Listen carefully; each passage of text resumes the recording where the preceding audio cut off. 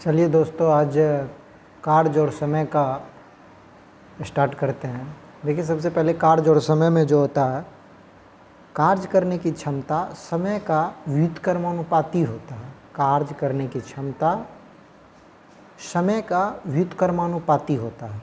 यानी कि यदि किसी काम को करने में 5 दिन लगता है, उसका क्षमता होगा 1/5। यानी कि कार्य करने की क्षमता उसके समय का व्युत्क्रमानुपाती। क्षमता जो होता है उसके द्वारा लिए गए समय का व्युत्क्रमानुपाती, मतलब उल्टा होता है। ठीक ना। तो आइए इससे रिलेटेड कार्य और समय का जो क्वेश्चन पढ़ेंगे वो स्टेप बाय स्टेप, छोटा उससे बड़ा उससे बड़ा उस ऐसे करके पढ़ेंगे, टाइप बाय टाइप, ताकि पढ़ने में भी अच्छा लगे। और हार्ड एक के बार हार्ड क्वेश्चन शुरू नहीं कर देंगे, छोटा छोटा क्वेश्चन से पहले शुरू करेंगे। इसमें सबसे पहले टाइप 1 में जो क्वेश्चन है, टाइप 1 में कार्य क्षमता से रिलेटेड, जैसे यदि कोई कहेगा कि यदि किसी व्यक्ति के यदि ए किसी काम को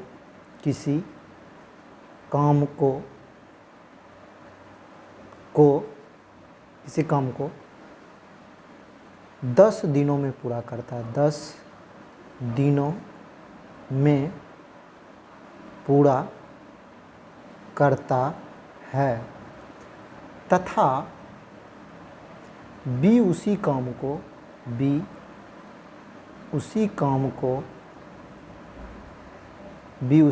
को 15 दिनों में पूरा करता है, 15 दिनों में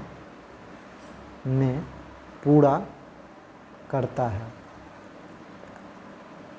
तो उसके कार्य करने की क्षमता है। तो उसके कार्य करने की क्षमता में अनुपात के उसके कार्य करने की क्षमता में क्या अनुपात होगा, क्या अनुपात होगा। जैसे इस तरह का क्वेश्चन यदि बनना हो, सबसे पहले देखेंगे कि यहाँ समय में रेशियो दिया हुआ है। जैसे कि ए किसी काम को 10 दिनों में करता है, बी किसी काम को 15 दिनों, समय दिया हुआ और क्षमता में पूछ रहा है। जैसे यहाँ समय से क्षमता में निकालेंगे, कहीं क्षमता से समय में। तो चलिए सबसे पहले इसको सॉल्व करते हैं। थोड़ा सा समझाने के लिए थोड़ा सा लॉन्ग प्रोसेस भी अपनाएंगे। जैसे ए किसी काम को 10 दिनों में पूरा करता है, यहाँ लिखेंगे ए कितना दिन में करता है, 10 दिन में। तो यहाँ लिख लेंगे ए कितना दिन में, इंडिकेट करके ए 10 दिनों में करता है, और बी उसी काम को करता है 15 दिन में। ये समय का अनुपात है। अब हम समय है इतना, हम बोले कि समय जो होता है क्षमता, यहाँ पूछ रहा है कि उसे क्षमता में क्या अनुपात होगी। तो क्षमता में जो अनुपात होता है समय का व्युत्क्रमानुपाती होता है। हमको ए के पावर और बी के पावर में रेशियो निकालना है। कैसे निकालेंगे, तो ए के क्षमता यानी पावर में रेशियो निकालना है। पावर में रेशियो निकालेंगे तो हम बोले थे कि समय का व्युत्क्रमानुपाती होता है, क्षमता में जो अनुपात होता है वो समय का व्युत्क्रमानुपाती होता है।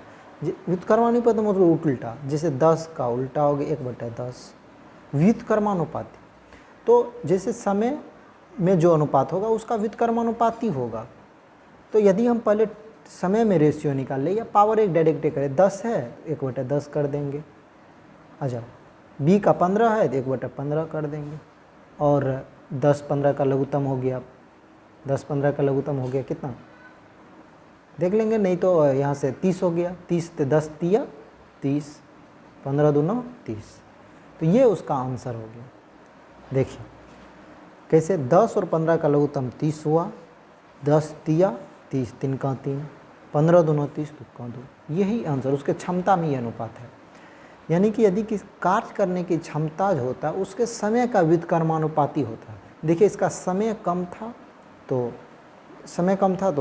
क्षमता ज़्यादा हो गया, इस दोनों में इसका समय ज़्यादा था तो इसका क्षमता कम हो गया। तो यही, इसी प्रकार यदि अगला क्वेश्चन कोई कहेगा कि यदि ए और बी के कार्य क्षमता में अनुपात होगा, यदि ए और बी के कार्य क्षमता में 3:4 4 का अनुपात हो तो समय में क्या अनुपात होगा? समय में क्या अनुपात होगा? क्या अनुपात होगा? हम बोले कि जो क्षमता में अनुपात होगा, क्षमता का व्युत्क्रमानुपाती समय है, समय का व्युत्क्रमानुपाती क्षमता। तो इसका डायरेक्ट आंसर, जैसे देखिए पावर समय में मांग रहा है अनुपात और क्षमता में दिया हुआ है, क्षमता में 3 अनुपात, इसको उल्टा देंगे। जैसे 3 है तो 1/3 और 4 है तो 1/4 हो गया। अब इसका लघुत्तम ले लेंगे, 3 4 का लघुत्तम हो गया 12, 3 चौके 12, 4 और 4 तिया 12, 3, यही आंसर हो गया। यानी कि जो क्षमता में यदि कहीं ऐसे देता कि क्षमता में पावर में दे देता 2/3 और पावर में अनुपात 2/3 और 5/5 कुछ दे देता, 6 दे देता, तो कहता समय में निकालने के लिए तो कुछ नहीं, लघुत्तम ले लेते। 3 6 का लघुत्तम 6 हुआ, 3 6 का लघुत्तम 6, 3 से भाग देंगे, 3 दूना 6, 2 दूना 4, 6 का 6, 5 का 5, ये हो गया उसके समय में अनुपात, ये अलग है। तो देखिए यदि ए और बी के क्षमता में जो अनुपात होगा उसके समय में जो अनुपात उसका उल्टा होगा, इसीलिए उल्टा के बस आंसर आ गया। इस तरह से इस पर टाइप 1 खत्म हुआ। इसी प्रकार टाइप